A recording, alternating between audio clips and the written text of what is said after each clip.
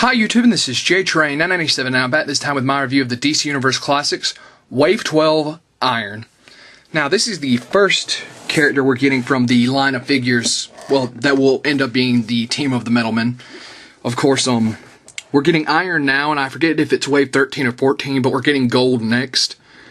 And, a very surprising looking figure. I saw this guy online before I found him in stores, and, there's actually a very nice, I guess it'll show up a little bit better once he's out of packaging, but there's a very nice metallic coloring to the figure.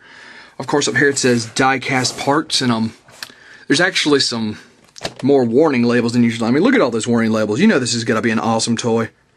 Caution, warning, warning, choking hazard. My God, it must be fun. Adult collector right here at the bottom, which that's on every box. Of course, I'm assuming the die-cast parts are his little wrecking ball attachment and his wrench attachment. Wrench looks to be functioning.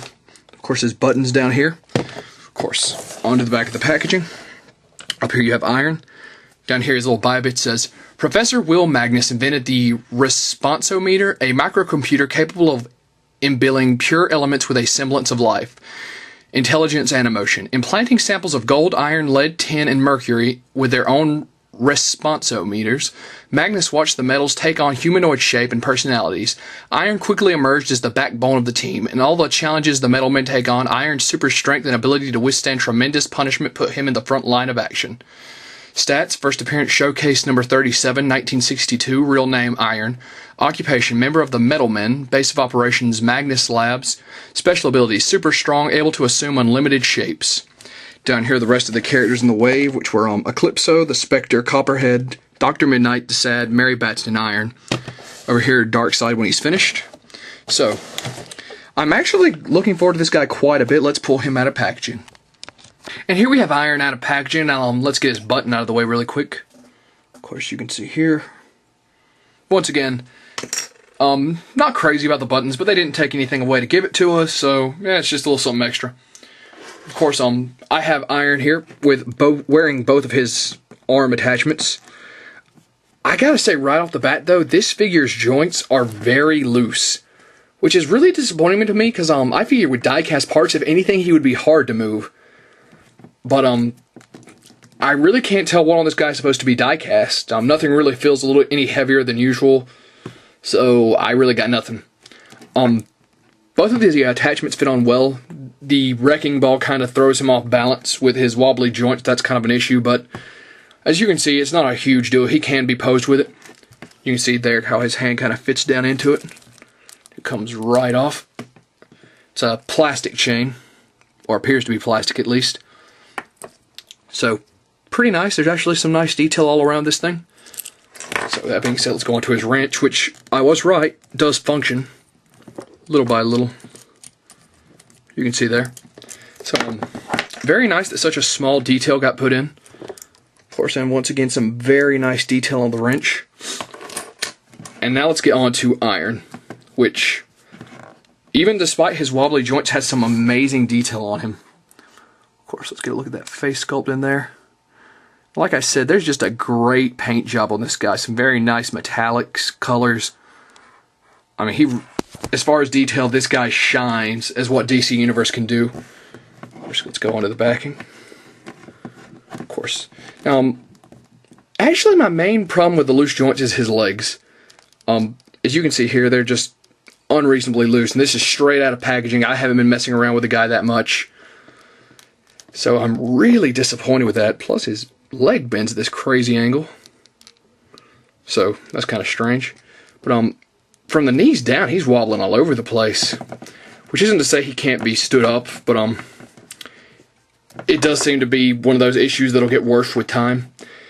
As far as articulation, he has the standard range for the DC Universe.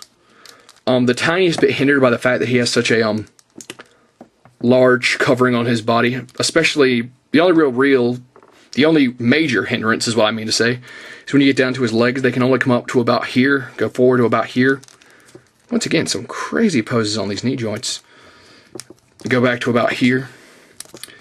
So, that's unfortunate, but it's not the end of the world for me. Really and as you can see there, he just completely bends at the knee whenever you have him posed. So I'm really kind of upset that his knee joints, his leg joints are just so loose. As you can see now, he keeps rotating back when I'm just trying to get him to stand. Come on. Stand up, buddy. You gonna stay? Good. Now let's go on to the leg of Darkseid.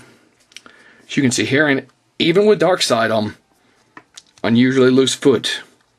Some nice detailing on the foot, though.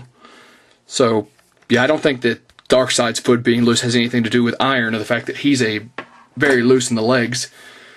So overall, the detail on Iron is astounding, which makes it even worse that his legs are so poor. He's got some great accessories. He's got an amazing paint job. But really, these legs are a major problem for me. Which is a shame because that's one of the only problems I'm having with the figure.